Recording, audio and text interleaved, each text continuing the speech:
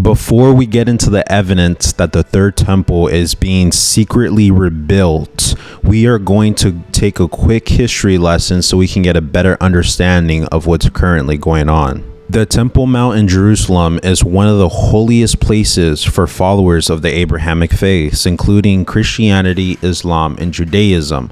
But King Solomon constructed the first Jewish temple in 957 BC on the hilltop above the city, with the intention of serving as the center of the Israelite faith and a method of securing the Holy Ark of the Covenant.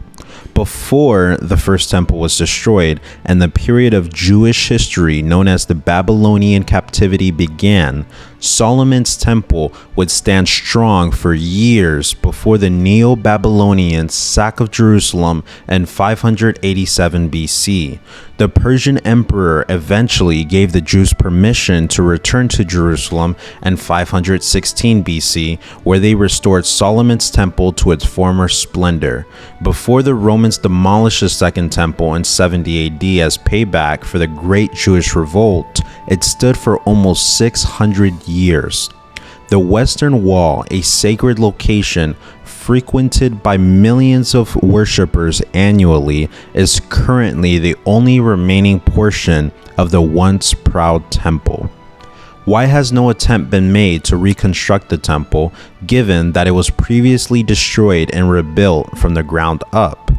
The notion of a third temple in Jerusalem actually emerged at the time of the Second Temple's destruction, and numerous people and organizations have attempted to set the groundwork for this ambitious endeavor throughout history. In 132 AD, the Bar Kokhba Rebellion, a large-scale rebellion by the Jewish inhabitants of Palestine, took place in 132 AD as a result of centuries of Roman domination and growing restrictions on Jewish religious freedom under the leadership of a Jewish leader claiming to be the Jewish Messiah, Simon Bar Kokhba. The rebels defeated the local Roman troops sent to put an end to them and take control of Jerusalem and its environs.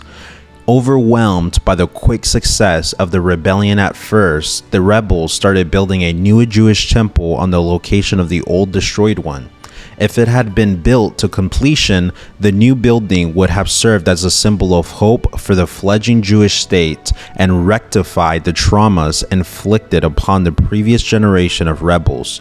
Regretfully, it seems that Bar Kokhba's aspirations for independence were unrealistic. Just before the third temple was about to be established, Emperor Hadrian arrived in 135 AD with a Roman relief army and vanquished the pretender to the throne. More than 580,000 rebels and civilians perished as a result of famine, disease, and Roman retaliation during the violent suppression of Bar Kokhba's rebellion. This initial attempt to recreate Solomon's temple was abandoned when the temple construction site was demolished in a coordinated effort to eradicate all traces of Hebrew civilization from Jerusalem. The protracted effort to reconstruct the temple was taken up by another Roman emperor over 2 centuries after the Bar Kokhba revolt in 363 AD by Emperor Julian the Apostate.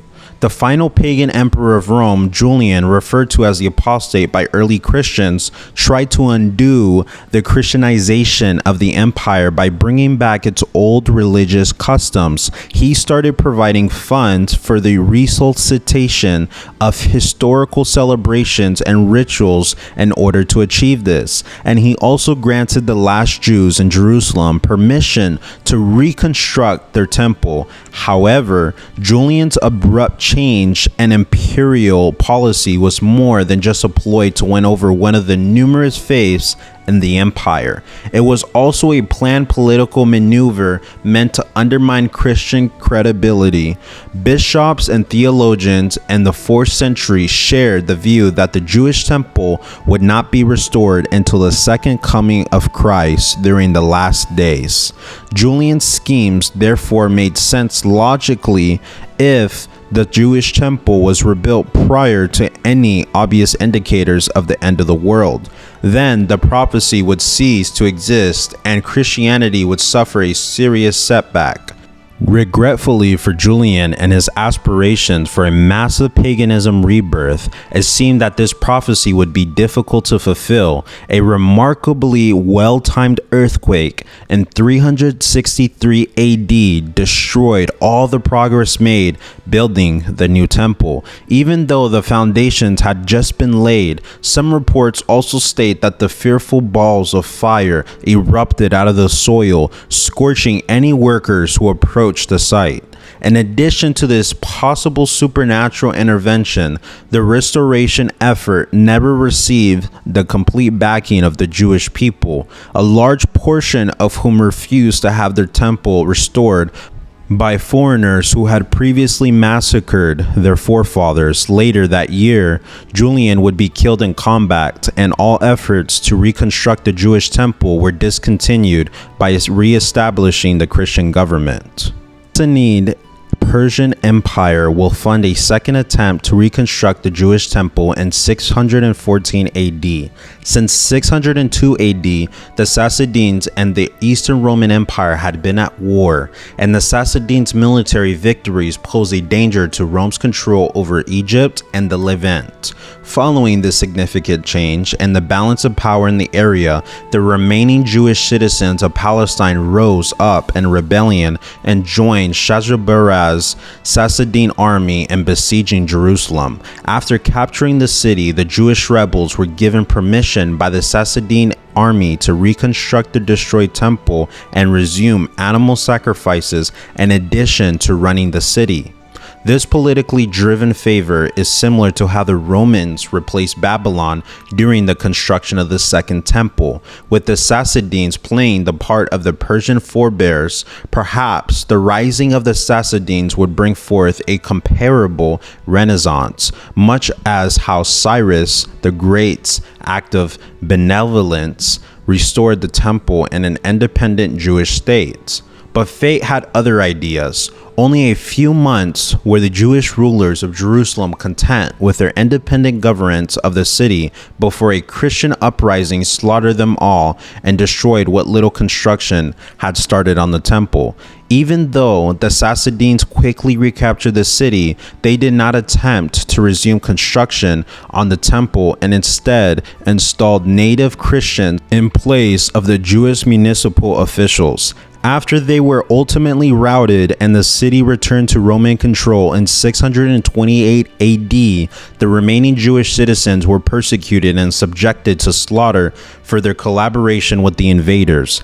After the Persian conquest, all that was left of the Temple Mount, despite all the initial optimism, was a trash heap.